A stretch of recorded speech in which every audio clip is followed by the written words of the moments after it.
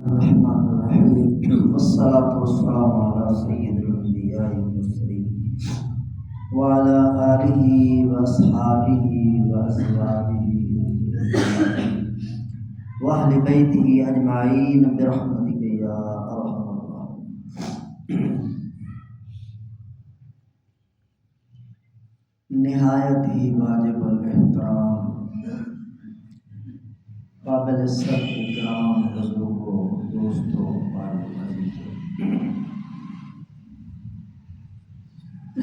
امام الانبیاء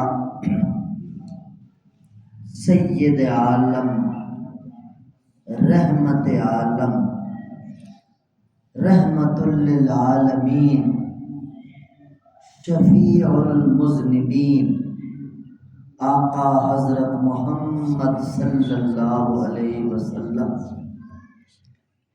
آپ نے اپنی زندگی مبارک میں 4 عمریں فرمائے اور 1 حج کیا، وہی پہلا وہی آخری۔ 100 اونٹ ذبح کرنے کے لیے کھڑے کیے گئے تھے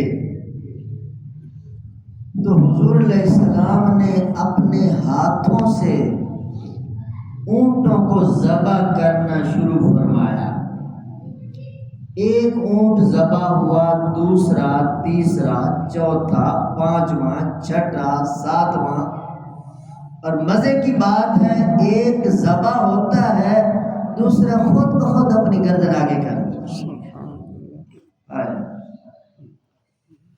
تیسرا ذبح ہوتا ہے، چوتھا۔ حضور علیہ السلام نے اپنے ہاتھ مبارک سے 63 اونٹ ذبح فرمائے۔ 100 کھڑے تھے، 63 ذبح فرما دیے، باقی پھر چھری حضرت علی کے حوالے کر دی، باقی اونٹ آپ ذبح فرمائے۔ اب کیا راز ہے؟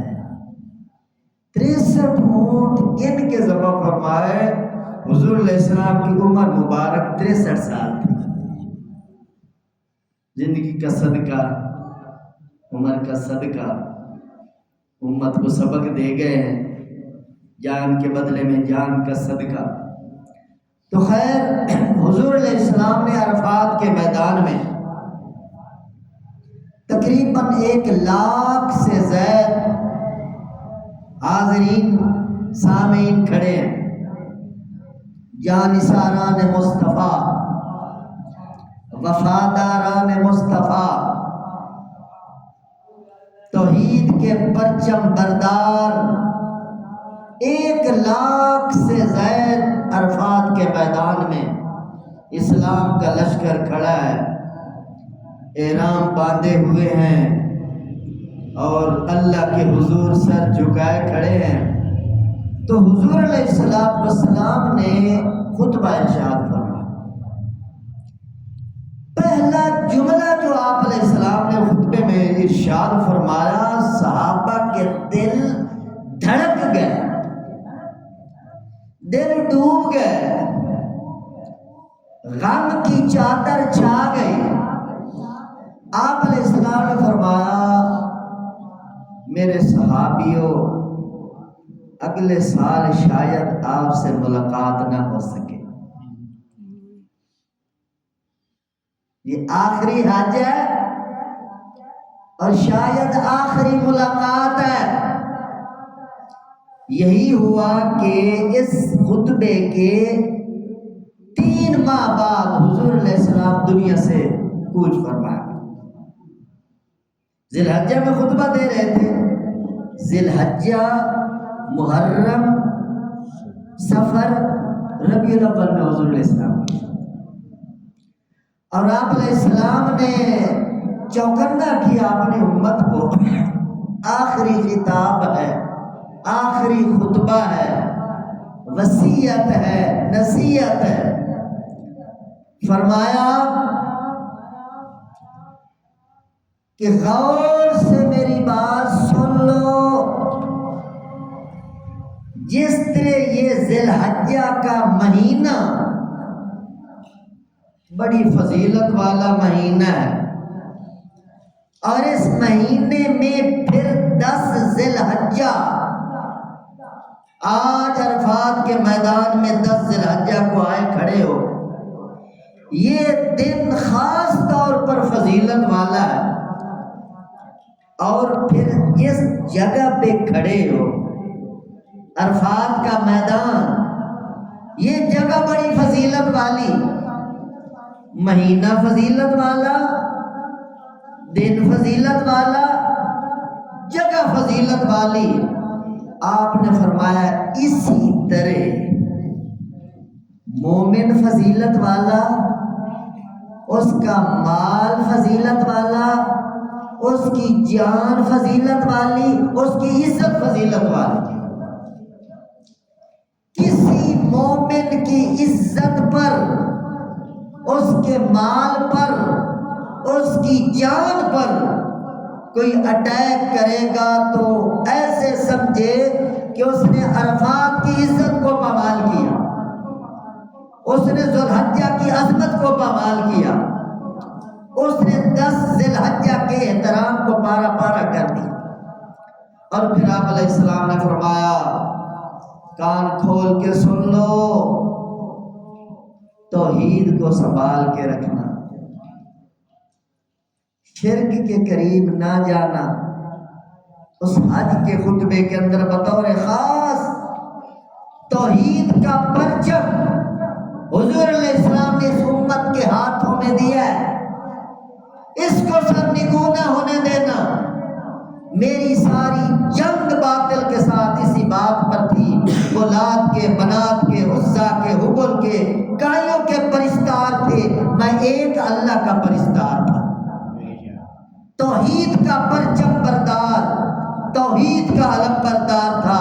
تو میں اپنی امت کو بطور خاص نصیحت کر رہا ہوں، توحید کا پرچم سر نگو نہ ہونے دینا، توحید پر کوئی سمجھوتا نہیں کرنا۔ اور اس کے بعد فرمایا نمازوں کی پابندی رکھنا، اس کے بعد فرمایا ماہ رمضان کے روزوں کا خیال رکھنا، زکوٰۃ کا خیال رکھنا۔ اور جس بندے کو اللہ نے مال دیا ہے، صاحب حیثیت ہے، تو حج بھی ضرور کرنا۔ جو صاحب حیثیت ہونے کے بعد حج نہیں کرتا، وہ یہودی ہو کر مرے یا عیسائی ہو کر مرے، میں ذمہ دار نہیں۔ اور پھر آپ علیہ السلام نے فرمایا غور سے سن لو، اللہ کی نظر میں کسی کالے کو کسی گورے پر کوئی فضیلت نہیں، کسی گورے کو کسی کالے پر کوئی فضیلت نہیں، کسی عربی کو کسی اجمی پر کوئی فضیلت نہیں۔ حالانکہ حضور خود عربی تھے اور عربی لوگوں کو خطاب کر رہے تھے، سیدھی بات ارشاد فرمائے کسی عربی کو کسی اجمی پر کوئی فضیلت نہیں۔ اللہ کی نظر میں سارے انسان برابر ہیں، کوئی کالا ہے، کوئی گورا ہے، کوئی امیر ہے، کوئی غریب ہے، کوئی مشرقی ہے، کوئی مغربی ہے، کوئی کسی قوم کا، کوئی کسی برادری کا، کوئی کسی خاندان۔ اللہ کی نظر میں سارے انسان برابر ہیں۔ یہ حجۃ الوداع کے خطبے میں حضور کا ارشاد ہے۔ ہاں، انسانوں میں سے جو بندہ پرہیزگار ہے، جو نیکوکار ہے، جو اللہ کا زیادہ وفادار ہے، جو تقوی شعار ہے، وہ بہرحال اللہ کے نزدیک بہتر ہے۔ وہ بے شک کوئی کالا ہے، بے شک کوئی غریب ہے، بے شک جھگیوں میں رہنے والا ہے، بے شک صبح کا ہے شام کا نہیں۔ اللہ کا معیار یہ ہے ان اکرمکم عند اللہ اتقاکم، جو سب سے زیادہ پرہیزگار ہے وہ اللہ کو سب سے زیادہ پیارا ہے۔ پھر آپ علیہ السلام نے فرمایا عورتوں کا خیال رکھنا، عورتیں تمہاری پارٹنر ہیں، شراکت دار ہیں، خدمت گزار ہیں، عورتوں کے بارے میں کبھی سختی کا معاملہ نہ کرنا، ہمیشہ نرمی کا معاملہ کرنا۔ اگر حضور علیہ السلام کا صرف خطبہ حجۃ الوداع سینے سے لگا لیا جائے، سارے رولے ختم ہو جاتے ہیں۔ یعنی ماتحتوں کے ساتھ اچھا سلوک کرنا ہے۔ عورت آپ کے ماتحت ہے، آپ نے اس کے ساتھ نرمی کا سلوک کرنا ہے۔ اس طرح حضور نے فرمایا میں سود کو ختم کر کے جا رہا، سود کے قریب نہ جانا بہت بڑا گناہ ہے۔ اس طرح حضور علیہ السلام نے اعلان فرمایا میں ختم نبوت کا بھی اعلان کر رہا ہوں، میرے اوپر سلسلہ نبوت ختم ہے، میں آخری نبی ہوں، آخری پیغمبر ہوں، خاتم الانبیاء ہوں، سلسلہ نبوت ختم، میں نبی آخری، میری کتاب آخری، میری شریعت آخری، میرا دین اسلام آخری۔ اس کے بعد کوئی اگر نئی کتاب آتی ہے، نیا نبی آتا ہے یا نئی شریعت آتی ہے، وہ سارے جھوٹے ہیں۔ حقیقت اور سچ والا بات حضور فرما کے میں یہاں پہ بند کرنے لگا ہوں، آخری نبی آخری کتاب آپ کے پاس آ چکی ہے۔ اور پھر آپ علیہ السلام نے فرمایا یہ کان کھول کے سن لو، میں جو قرآن تمہیں دے کے جا رہا ہوں اور میرے اہل بیت، ان کے ساتھ وابستہ ہو کے رہنا۔ اگر قرآن کے ساتھ میرے اہل بیت کے ساتھ وابستہ ہو کے رہو گے تو میں محمد گارنٹی دے رہا ہوں کبھی گمراہ نہیں ہوں۔ گمراہی کی مین وجہ یہ ہے کہ لوگوں نے قرآن چھوڑ دیا، اور اہل بیت قرآن کی عملی تفسیر ہے۔ اور آخر میں حضور علیہ السلام نے فرمایا جو سن رہے ہو یہ پیغام ان تک پہنچا دو جو یہاں موجود نہیں ہے، اور پھر آگے جو سن رہے ہیں ان سے میری اپیل ہے وہ آگے پہنچا دیں جو ان کے پاس موجود نہیں۔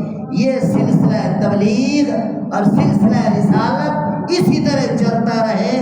جس کو بات معلوم ہے، آیت معلوم ہے، روایت معلوم ہے، حدیث معلوم ہے، اچھی طرح جانتا ہے، اسے چاہیے کہ وہ آگے دوسروں کو پہنچا دے جو نہیں جانتے۔ اور حضور علیہ السلام نے دعا فرمائی نذر اللہ عمران سمع مقالتی وبعاها وحدہ۔ حضور فرما گئے ہیں اللہ تر و تازہ رکھے اس بندے کو جس نے میری بات سنی اور غور سے سن کر اس کو یاد کیا اور منوان آگے پہنچا دیا، میں محمد کی اس کے لیے دعا۔ اس سے بات معلوم ہو رہی ہے آپ یہاں جو حدیث سنتے ہیں یا کوئی آیت سنتے ہیں تو اس کو شیئر کیا کریں، اپنے گھر والوں کو بتائیں، اپنی بیٹیوں کو بتائیں، بیٹوں کو بتائیں، اپنے دوستوں کو بتائیں۔ یہی تبلیغ ہے۔ خیر کی بات کوئی ایک بات ہی آپ کو معلوم ہے وہ سینے میں نہ رکھے، آگے لے جائے۔ یہ حضور علیہ السلام کی امت کی ذمہ داری ہے، چونکہ اب نبوت کا سلسلہ تو بند ہو چکا ہے، نبی تو کسی نے آنا نہیں، تو نبوت والا کام اس امت کے حوالے ہے۔ نبوت کا کیا کام ہے؟ یہی کام ہے کہ ہر خیر والی جو بات ہے وہ آگے پہنچائی جائے۔ اللہ مجھے اور آپ سب کو اس پر عمل کرنے کی توفیق نصیب فرمائے۔ الحمدللہ رب العالمین والعاقبۃ للمتقین والصلاۃ والسلام علی سید الانبیاء والمرسلین۔ اللهم اغفر لنا وللمؤمنین والمؤمنات والمسلمین والمسلمات الاحیاء منهم والاموات من الجنة والناس اجمعین انک سمیع قریب مجیب الدعوات۔ رب ارحمهما كما ربياني صغيرا۔ وصلی اللہ تعالی علی حبیبی وخیر خلقہ سیدنا محمد وآلہ وصحبہ اجمعین۔